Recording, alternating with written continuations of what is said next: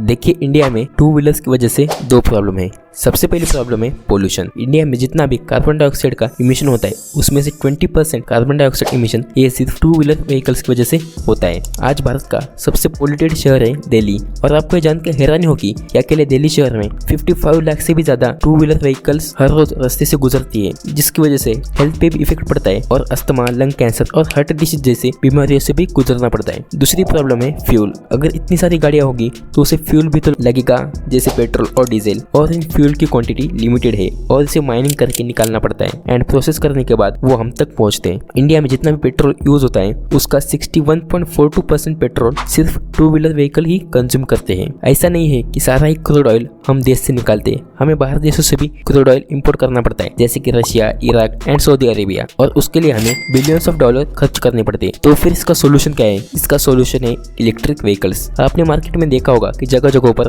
आपको electric two wheelers देखने को मिलेंगे, लेकिन क्या इन्हें लेना सच में फायदेमंद है? जानेंगे आज की इस वीडियो में।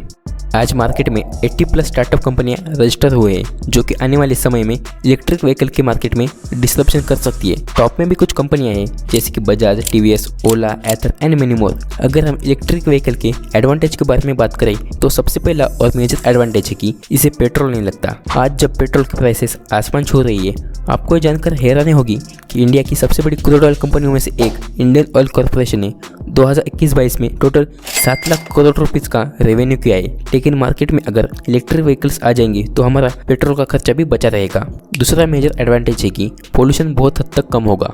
इंडिया में एयर पोल्यूशन की वजह से 2019 में करीब 16 लाख लोगों की जान गई। जैसे कि मैंने बताया, दिल्ली में 55 लाख से भी ज़्यादा गाड़ियाँ रास्ते पे हर रोज चलती है। अगर वो गाड़ियाँ इलेक्ट्रिक व्हीकल्स में कन्वर्ट हो जाए तो बहुत हद तक पोल्यूशन कम होगा, जिससे कि हमारे हेल्थ पर भी बुरा असर नहीं होगा और ये इन्वायरमेंटल फ्रेंडली भी रहेगा। इसका थर्ड एडवांटेज ये है कि इसकी ओवरऑल रनिंग कॉस्ट आपको कम मिलेगी। वैसे अगर आप इलेक्ट्रिक टू व्हीलर लेने जाओगे तो उसकी कॉस्ट आपको अराउंड 1 से 1.5 लाख रुपए तक पड़ जाएगी। शॉर्ट टर्म के लिए देखोगे तो ये कॉस्ट बहुत ज़्यादा है, लेकिन अगर आप लॉन्ग टर्म के लिए सोचोगे तो ये सस्ती पड़ेगी। इसे हम एक एग्जाम्पल की मदद से समझते हैं। मान लो एक इंसान है और उसके पास पेट्रोल की गाड़ी है। वो हर रोज ऑफिस से घर और घर से ऑफिस तक 25 किलोमीटर तक का सफर तय करता है। मान लो पेट्रोल की प्राइस चल रही है 100 रुपये पर लीटर और उस इंसान की गाड़ी 50 किलोमीटर तक का माइलेज देती है। अगर वो इंसान 1-1 लीटर पेट्रोल भरवाता है तो उसे हर 2 दिन बाद पेट्रोल भरवाना पड़ेगा। अगर हम उसके महीने का खर्च निकालें तो उसे लगभग 1500 रुपये पर मंथ इतने पैसों का सिर्फ पेट्रोल लगेगा, और इसी तरह से उसे 18,000 रुपये का पेट्रोल हर साल लगेगा। अगर हम इस तरह देखेंगे तो इलेक्ट्रिक व्हीकल सस्ती पड़ती है। अगर हम इसके डिसएडवांटेज के बारे में बात करें तो सबसे पहला डिसएडवांटेज है इसकी रेंज। इन इलेक्ट्रिक टू व्हीलर्स में टॉप की स्पीड सिर्फ 100 किलोमीटर पर आवर की है।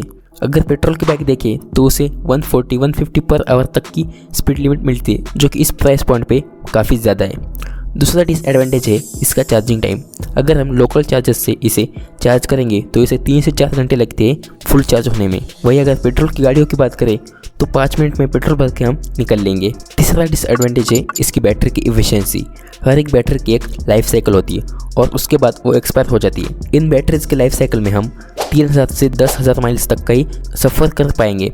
अगर इसे हम किलोमीटर्स में कन्वर्ट करें तो वो होता है 4000 किलोमीटर से 16,000 किलोमीटर, जबकि पेट्रोल की बाइक्स 70,000 किलोमीटर से 80,000 किलोमीटर तक भी चल जाती है।